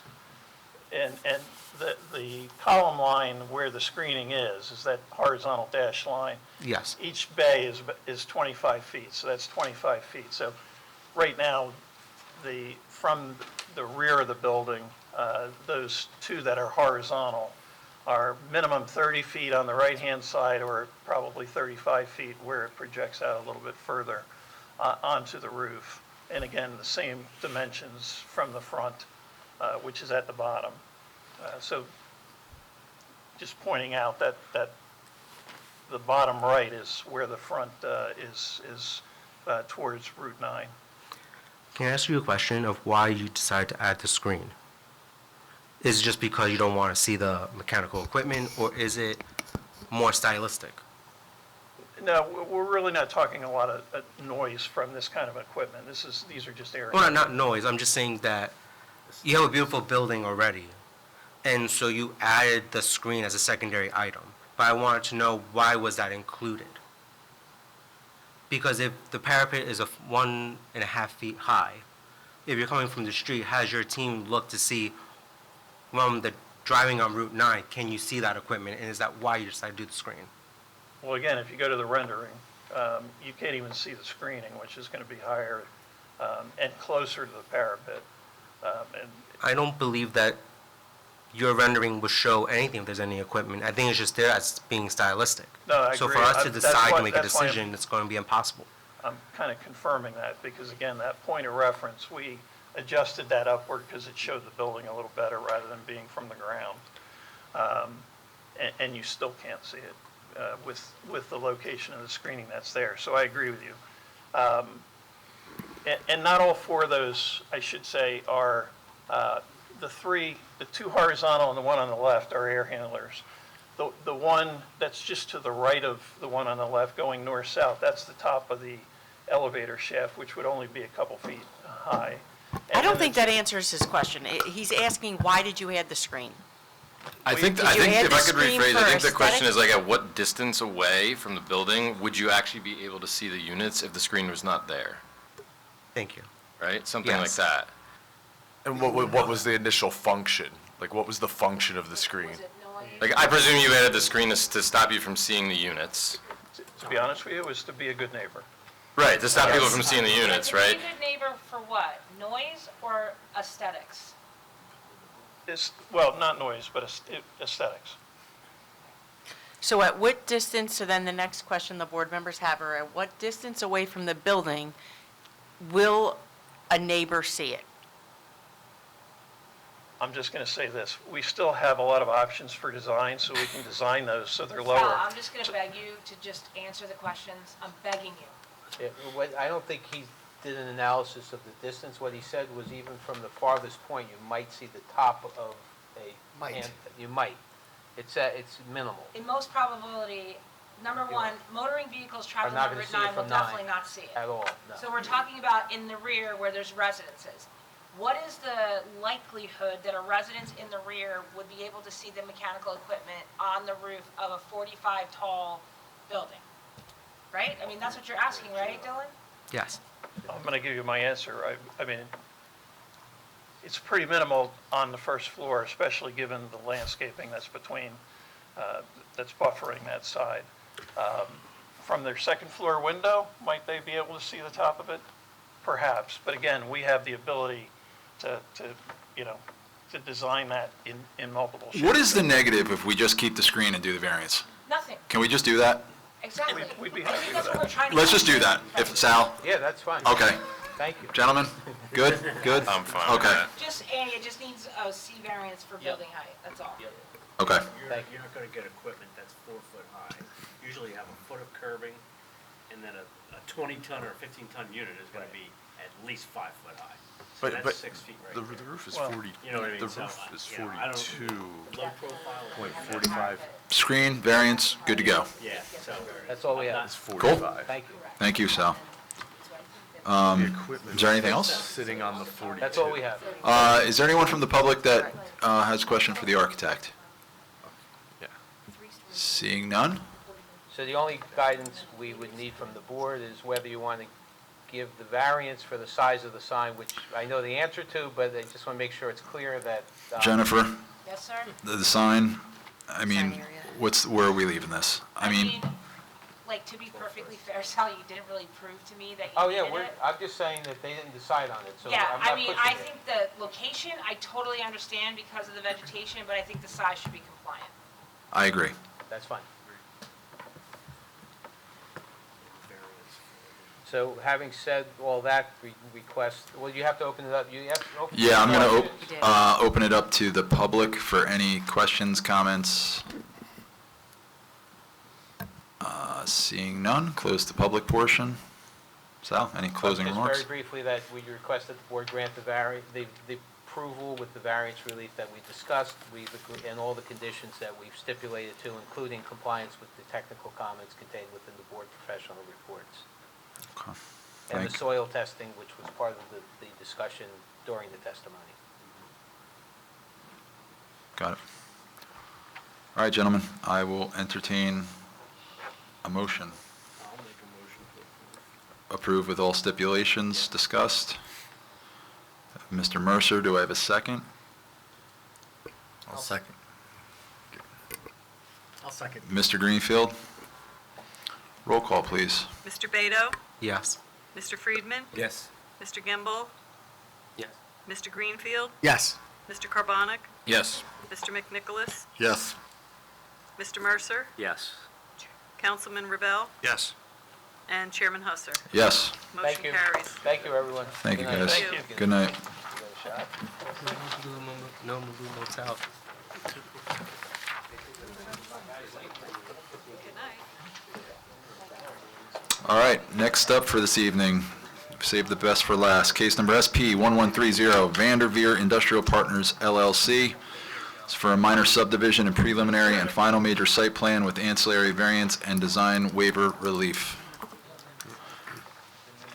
Past our bedtime, Ken. Okay. May I begin, Mr. Of Chairman? course, Yes, thank you. absolutely. Mr. Chair, members of the board, board professionals, and public, good evening. Kenneth Pape on behalf of your applicant, Vanderveer Industrial Partners. This is a request for a minor subdivision lot line adjustment between two lots owned by the same property owner to make the lots a little bit more developable. They were somewhat awkward shaped, created in the original subdivision plat. And then we'll request for preliminary and final major site plan approval to construct a 48,000-plus square foot warehouse building in an industrial park.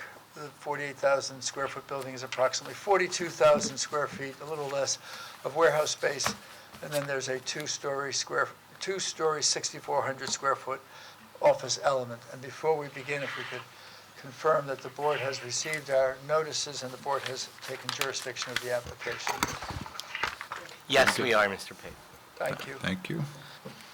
Mr. Chair, this is I think this is the third of the lots that we're presenting to this board.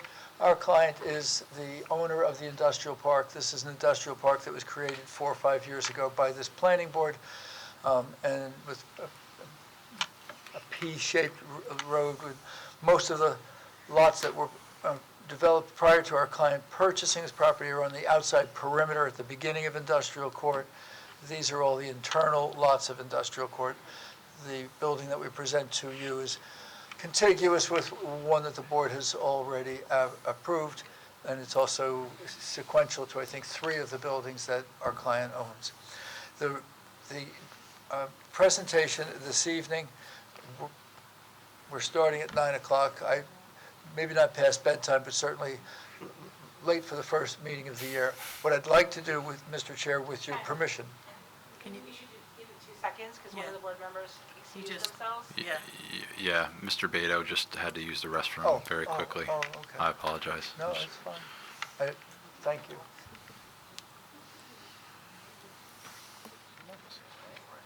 Good? All right, Ken. We're good? Yeah, it's okay. Minor subdivision, lot line adjustment, property owner, client owns both properties, resulting lots are, as they are now, they're fully conforming, no variance relief. They would remain fully conforming with no variance relief. It's a preliminary and final site plan application for a roughly 48,000 square foot building with a 2-story office. The presentation that we'll make this evening is Peter Strong, the design engineer from Crest Engineering, and Steve Radosti, the architect who's designed this building and all the other buildings in the park. Mr. Chair, mindful of the hour, I may have the following request of the board. I would like to make the initial presentation through Mr. Strong, the nuts and bolts of the site plan. Similarly, do an introduction of the building and a preliminary presentation by the architect. I think the architect's testimony is pretty succinct. And then I'd ask if we could conclude for the evening. There is some staff reports that we would like to further address, and I've spoken to your professionals about meeting with them. And I've also spoken to Eileen, and we could be placed on the agenda for February 5th, at which time I think we'd be in a perfect position to have a succinct conclusion. Sounds good, Ken. So it's acceptable. We'll go 2 witnesses. We'll stop, and we'll be back on the 5th. Perfect. Works for you? Works for me. Thank you. Very good. I thank you. So if I could, Mr. Peter Strong is the professional engineer who prepared the plans. I'd ask if we could have Peter sworn, have his credentials made part of the record. We'll go right to presenting the minor subdivision, which will take just a few minutes, and we'll go right, then begin the site plan presentation. Do you swear the testimony you give will be the truth, the whole truth, nothing but the truth? I do. State your name for the record, spell your last. Peter W. Strong, S-T-R-O-N-G. Peter, we'll accept your credentials. Just so that you've been here before. Yeah. Peter Strong's a professional engineer and a professional planner. Peter, your licenses are in good standing this evening. They are. And he has appeared before the board. I thank you, Mr. Chair, for accepting those credentials. Mr. Strong, I'm going to ask if you could identify to the board the exhibits upon which you intend to rely so that the IT officer, Ms. Laura, will be in a position to put them up. Well, we have several exhibits, including an aerial map that shows about 1,000 feet around the site and has the outline of the lot that is the subject of tonight's application. We have another exhibit, actually that's the one I just spoke about. This is, you can see industrial court is under construction. The yellow is the site that we're concerned about today, and Vanderveer Road is goes off at a 45-degree angle to your right, and probably where the head of the north arrow is, there is Bennett Road. So just to orient you to where this property is, if you're not familiar with it. There's also the abandoned railroad on the left side there. And our client owns all of that property, the entire industrial park. Right. This is the site that we just looked at on a closer scale, which shows the proposed development of the property on the vacant land. We can go through that after we go through the subdivision line revisions. Okay, we have a minor subdivision lot line adjustment plan. If you can find that, Laura. There you go. So the two lots that were created by the subdivision by Abington Engineering created I'm using a point laser here. So the existing lot line runs this way, and the two adjoining lots 4 and 5, have kind of, I guess lot 5 is sort of regular, but lot 4 is very irregular, and so we're proposing to straighten out the line, come perpendicular off of the industrial court property line, and create two lots that are much more regular and better suited to the rectilinear type of development that we're proposing for these type of warehouses. So that's the purpose of the subdivision lot line adjustment that we've filed with this application. And the lot is 3.49 acres, now 4 acres. It's going to be 3.49. That's the lot that we're looking at tonight. Peter, if I could just, no new lots are created by this request? No new lots, no. Just an adjustment of the lot line between the two. And no variance relief is required to grant this minor subdivision lot line adjustment? No variances are required, no. Mr. Chair, board members and board professionals, I have no further testimony with regard to the minor subdivision lot line adjustment. It is, as Mr. Strong indicated, an attempt to create lots that are more rectilinear because warehouse development is rectilinear, and we can do so without any relief, and we're not creating any additional development opportunity. So correct. I'm not sure whether we ask you to consider voting on the minor subdivision at this early stage, or we proceed with the initial presentation of the site plan. Is there any questions, gentlemen? So the reason is just so that you have the distances from the lot line to where the building's going to be built, correct? That's it. That's all it is? Yeah. Okay. Yeah. I would just keep continuing with the process. Very fine. Yeah. Then, Mr. Strong, assuming that these lot lines are accepted by the board, the lot that we would be working with is, thank you, if you could describe this lot. The board has now seen that it's an interior lot inside industrial court, part of the industrial park. If you could do an executive description of the relief that the applicant is requesting of the board. Sure. We're proposing to put an office warehouse building, 6,400 square feet of office space in the front area to the north end of the site, and then a warehouse building of 42,672 square feet, I believe, attached to that to the south end. We have car parking in the front for 28 cars, including 2 handicap spaces and 2 EV spaces. And we have 6 loading docks and a drive-in door in the rear of the site. And this site is going to share its driveway with Lot 5 to the south, which was part of that minor subdivision that we just looked at. That's the other part of the lot, and we've submitted a site plan for that, but that hasn't gotten on the board's agenda yet. So that there's a stormwater management basin in the front and the rear near the loading docks. We have some porous pavement for both the loading dock area itself and some of the parking spaces in the front to handle the stormwater management and the environmental standards that we're required to meet. And we have a landscaping plan, obviously, that goes along with that building and the site improvements. So that's the thumbnail sketch. I think just one quick question, couple of quick questions up front. Sure. You're showing that there's a shared driveway with the property next door. The shared driveway is on our client's property. Our client owns both of those properties. Yes. And if this building is approved and is developed before the adjacent building, is it the intention that the full driveway will be constructed as part of whichever building goes first? Oh, sure, yes, that's absolutely positively the plan, that the full driveway and enough room on the, whichever lot goes first will be paved and improved so that the trucks can maneuver in and out, and not only the driveway itself, but into the loading docks that are going to be associated with each building. And before we go into the details of this site plan, I wanted to share with you, when we were before this board with the warehouse buildings previously, our clients' earlier buildings that are located adjacent, we discussed the water system. Currently, there's a private water system with pumps that provide the firefighting water supply.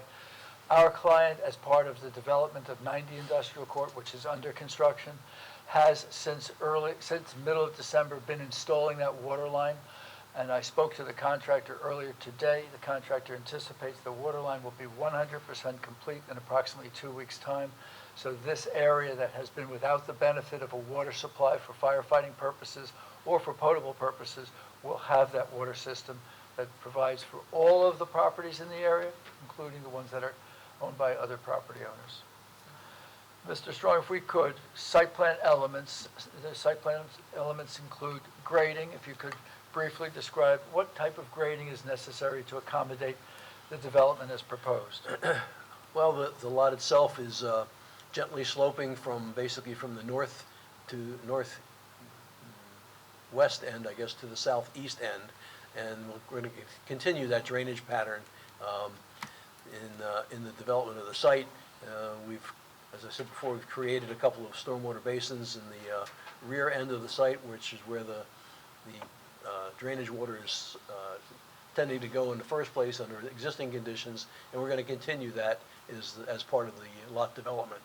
I might point out that as part of the industrial court construction and improvements, there is to the south farther a regional detention basin, we'll call it, that handles all of the stormwater from the industrial court, and was intended to take all of the undeveloped land from the industrial lots that we're talking about, and that basin is in place. And when we've finished developing this site and putting in our stormwater basins on the site, that will continue to go to that basin, so that we have basically double protection, if you will, as far as stormwater management and infiltration of the stormwater into the ground, as we're required to do, because we're going to be doing it on site, and then we're going to be doing it again in the regional basin itself. And again, the regional basin is on lands that our client owns and is responsible for maintaining. That's right. Peter, that's an overview of the drainage system. I'm going to ask if you could place these statements on the record. It's necessary that this stormwater system be compliant with the township's stormwater requirements, the DEP stormwater requirements. Would you confirm that the design is conforming with both? It does conform with both, and it's also been reviewed and approved by the Soil Conservation District as well, and it will be privately maintained in the future in perpetuity. I know that this board is very familiar, but just so the record is complete, it is a private stormwater system. There is no burden on the municipality. There is an operations and maintenance manual that will be reviewed by your engineer. After it's reviewed by your engineer and approved, it'll be recorded at the county clerk's office, and it imposes on this property owner and all property owners in perpetuity the responsibility to maintain the system and also to do the reporting to the township and the DEP on an annual basis. That's correct. Mr. Strong, if we can go from grading and drainage, if we can go to the on-site circulation and parking. Well, as I said before, we have separated the on-site circulation and parking into two pieces. We have the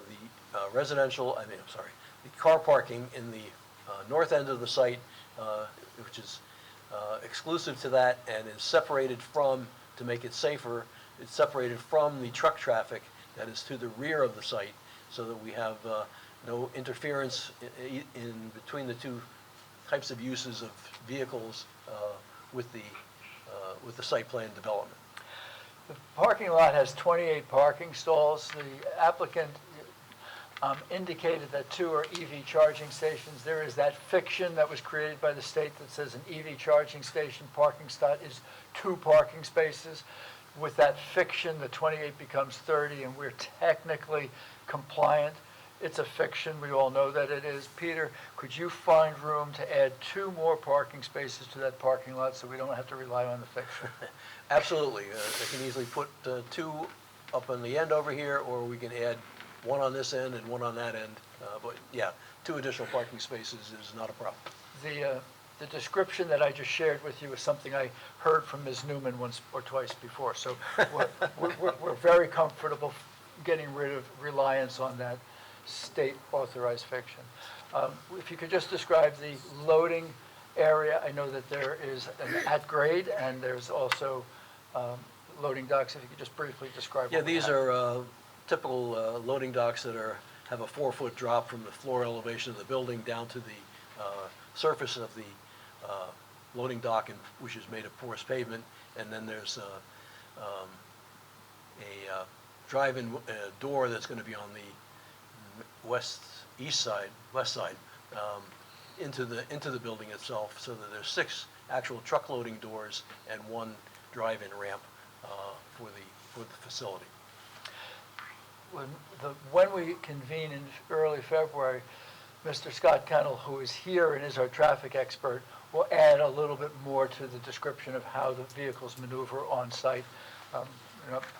Peter, if we could talk a little bit about landscaping and then lighting. Landscaping, if you could describe as you've landscaped it, and then I know there was some important instruction that came to you from Shari. Yeah, we have provided a number of deciduous, ornamental, and coniferous trees on the site, in addition to the street trees that are required along the industrial court frontage.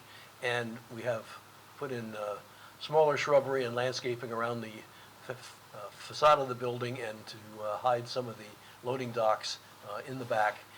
We had gotten a report from Shari Spiro, and I spoke to her about it. She wants some slightly modified locations and some changes in species on some of the plantings, which we have no problem doing, and we'll do that at resolution compliance. So I know that along the way, we've gone to the Environmental Commission, the Shade Tree Commission, the Fire Official. The Shade Tree Commission asked, would you quantify the number of trees that are coming down to develop the site? And I know that you were able to do so in advance. Yeah, we had a tree management plan as part of the set of plans, and we're taking down 15 trees as part of this site development, and we're planting 29 additional trees, shade trees, and ornamental trees as part of this plan. The lighting plan that you've designed, again, board members, we've all heard this, it's so difficult to meet the standards of the ordinance, and we have been meeting a different standard, the standard that comes from the IES. IES. Illumination Engineering Society, so we do meet those requirements as opposed to the ordinance requirements which are almost impossible to meet. We'd ask that the board consider that, I'm not sure if it's a variance or a waiver, but that we be willing to follow that IES standard throughout the parking fields. Peter, trash enclosure, location and size, please. The trash enclosure is located right here at the end of the aisle from the industrial court and past the loading docks. It is 20 by 10, can accommodate several dumpsters in that location. If the board feels that it should be bigger, we could make it a little bit bigger, or the normal way to handle these types of situations if the trash enclosures become overloaded is to increase the time period between picking and collecting the trash and the recycling to twice a week instead of once a week, or 3 times a week instead of once a week, if that's what's required. So that's what we would propose to do. Again, that's an item that we'd like to discuss with your professionals a little bit further. There is room to make it larger. John Aguiar from the code enforcement has made it clear to us that he's very concerned about the adequacy of these storage areas for trash. We believe the 10 by 20 is adequate, but we have room to expand it. We'll spend a little more time with your staff and have a final decision. Peter, I know that the design of that is a masonry structure. I think we're going to ask Mr. Radasti to confirm that that masonry treatment is consistent with the building, and that's not you, correct? Right. Okay. Yeah. Signage, you'll hear from the architect that there's the only signage that is on the facade of the building or will be the numerals to identify it, the building's address, and then minor tenant identification on the glass of the office doors. But a monument sign, if you could identify. Yeah, there is a monument sign out front here on the curve for industrial court, so that's where the signage would be, and it's landscaped. And the location and the size are intended to be 100% consistent with the ordinance requirements. I believe so, yes. The details, Steve designed it, but the details of architecture and lighting will be placed on the record by Mr. Radasti. So you've had the opportunity to review the staff reports. I have. And I know that we're going to spend a little more time with Ms. Beam's report, but as far as Ms. Spiro's report and the report of September 11th that was issued by Ms. Newman's firm, are you comfortable advising the board that you can and you will be able to address the outstanding technical requirements? yes. Mr. Chair, I thank you for the opportunity to do that succinct presentation. That is as far as I intended to go with Mr. Strong this evening. He is available to the board of the board's professionals if there's any questions before we go to Mr. Radasti. Gentlemen, any questions? Number of offices in the warehouse? Number of offices? It's a small building. It's intended to be a single tenant building. It could be a 2-tenant building. There's 6,400 square feet, and it's on 2 floors, 3,200 over 3,200. The offices would only be for tenants. They'd not be rented out as office space. Laura, Jen, Sherry, anything? No. No? Okay. Okay. Okay, Mr. Strong or Mr. Strong's partner will be with us when we return in February. If I may, Mr. Chair, I'd like to go to Mr. Radasti and have a succinct presentation. Mr. Radasti has worked on so many buildings with Ms. Beam that I would say that they kind of have it down to a duet. Hey, Brian, you still have the controls. If we could have Mr. Radasti sworn. If you swear the testimony you give will be the truth, the whole truth, nothing but the truth. I do. State your name for the record, spell your last. Stephen Radasti, R-A-D-O-S-T-I. Stephen with a P. Okay, Chair, I would submit that Mr. Radasti has been before us. 100%. And for the record, Mr. Radasti is an architect. His credentials as an architect are accepted. Please share with us that your license is in good standing tonight. Yes, it is. Thank you. Mr. Radasti, I'm going to ask if you could indicate to the board the exhibits upon which you intend to rely, and then if you could take us through a succinct presentation of the design of the exterior of the building. I think a couple important things: height of the building, materials that you're intending to use. And I'm going to ask that you confirm that both the monument sign and the dumpster architecture treatments will match the building. Sure, You're certainly. up. You're up. So I have two architectural drawings.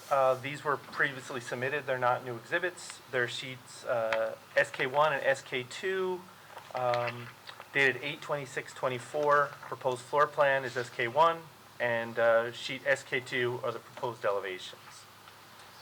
Which one would you like? Where should we begin? SK2, the proposed elevations. We're looking.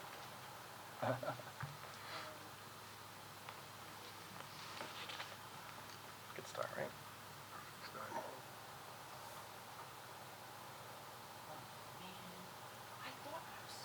Nothing that replaces this, the relationship, nothing.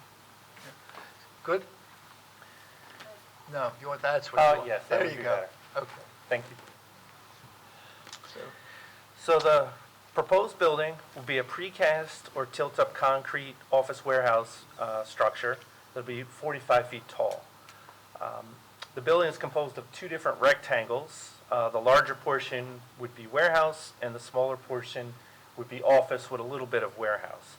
The smaller portion is the office. That is 2 stories.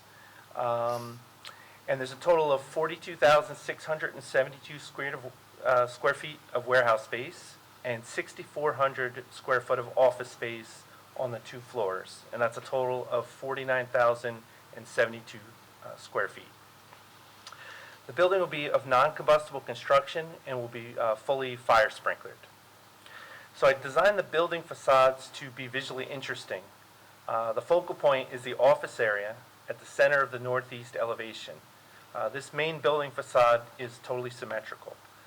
The office area has a series of glass storefronts with a cantilevered metal roof that accentuate the front entrance.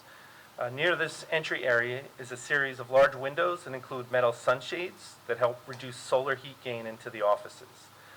The concrete sandwich panel walls are painted 3 varying shades of gray with horizontal and vertical patterns to visually break up the building's mass. In addition, I added cutouts at the parapet to break up the roof line, and I added decorative pilasters, and I set the doors back to break up the facades.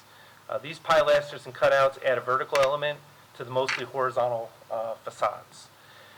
At the upper corner of the northeast elevation, I have 30-inch high, non-illuminated address numerals. Other than the address numerals, there will not be a building-mounted sign. However, the occupants may identify themselves with small lettering on the glass portion of the entry doors. I also designed a monument sign that is constructed of the same materials and is the same colors as the building. This sign would be internally illuminated, and the sign box for that is 2'8" high by 6'8" wide. And the entire sign structure, including the base, is 5 feet tall and 12 feet long. That's 60 square feet. However, the portion above the 24-inch high base is a total of 36 square feet. All of the HVAC units will be located either inside the building or on the roof, but any of those on the roof would be over the office area, which would have a lower roof line, so it would be hidden completely behind that parapet, so nothing would be above that 45-foot tall building walls. The trash enclosure will be designed to match the building's colors and materials. So we're going to have the same gray colors of concrete with a metal cap to match the canopies. Steve, the HVAC for the office you just described very completely. There is no HVAC for the warehouse. Could you put that on the record? Well, the warehouse would have heating and ventilation, but it wouldn't have any air conditioning. So the heating would be located, they'd be typically suspended from the structure inside the space. So they wouldn't be on the exterior of the building. There would be internal ventilation, but there would be no devices outside of the building. And just to avoid some confusion similar to the application before us, 45 feet is 45 feet. There's nothing above 45 feet on your building. Correct. Thank you. And the building mostly meets the requirements of Section 188-228, General Non-Residential Architectural Design Standards. Mr. Chair, if you'd like, as always, Mr. Adasti designed a great-looking building, and my office takes no exception to the architecture as proposed. I'll be honest, I think you missed your calling. It sounds like I'm listening to like a narration of Love It or List It on television. You're good. It was a really good summation. Is that a first for you? That is a first. But, I mean, Mr. Adasti's office has worked with us here. I mean, he's been before us multiple times. He knows what you guys are looking for. So, you know, we don't typically have to ask for a lot of revisions. I think this is a very nice-looking building. It's in keeping with our intentional design guidelines, and I take no exception to what you've proposed. Thank you. Yeah, I agree. Any questions, gentlemen? Mr. Chair, board members, that concludes the direct presentation of the applicant for this evening. We will return, do we need Mr. Adasti when we return? I don't think so. We're okay? There'll be a representative from Mr. Strong's office, and we'll have a traffic expert to finish in February. I don't, unless they do. I don't. Okay. All right, thank you. Okay. Would be wise to open to the public. Yeah, I don't think there's one member of the public, but I know why she's here. Any question? No? Okay. Okay. So Mr. Adasti is effectively released from... Yes, thank you very much. Okay, thank you. Thank you. Then I would defer to you if there's any examination or questions of either of the witnesses. If not, we would ask that the record reflect that we're coming back on February 5th, and in the interim, we'll meet with your staff to see if we can finish the details. Yeah, I believe that is that's the case. How are we looking the 5th, Eileen? 1 second. The 5th has 2 applications, both of which have started already and are coming back. So this would be the 3rd one coming back. Who are they? Just out of curiosity. The Cody Milch one with Okay. the driveway, or the street on that curve on Rampant Greenville Road. Yeah. And the Newton's Corner Road one, Okay. That could be, okay. and this. I don't want to jinx anything, but I think that we'll be succinct. I would recommend putting Ken first. I would, yeah. Yeah, if we could do that, and then get Ken out of here. All right, thank you very much. Could we carry on the record? Yeah. Mr. Kent?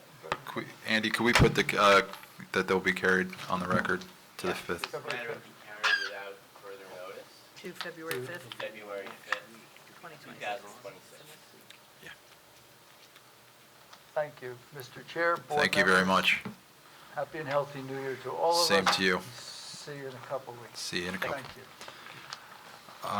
you. Eileen, what are we looking at next week? Do we have an agenda? Yes, I sent it out just before the meeting. Okay, I didn't- There's a minor subdivision and a site plan application on. Okay. Jennifer, anything for master plan? I know that Councilman Rebel and I had a conversation, I don't know if it was this week, last week, I've kind of lost track of it. But I think that there are definitely some things that the governing body wants us to take a look at in terms of perhaps doing a re-exam this coming year. Yep. So I would submit that we'll start having those subcommittee meetings and going over the various items, and then I'll be in a better position to report back as to the direction that we're heading. Perfect. Andy, I don't think there's any reason to go into executive session. All right. Not that I know of either. All right, I will take a motion. Yeah, I guess, I don't think it's an executive session matter about Victory. Is that an executive? It is. Yes. So I guess we do have to go into executive session. Okay. I would, can I get a motion to go to executive session? I'll make a motion. Do I have a second? Second. All right, executive session. Let's go in real quick. I have to read it on the record again. Hold on. Yep, sorry. I got to find it first.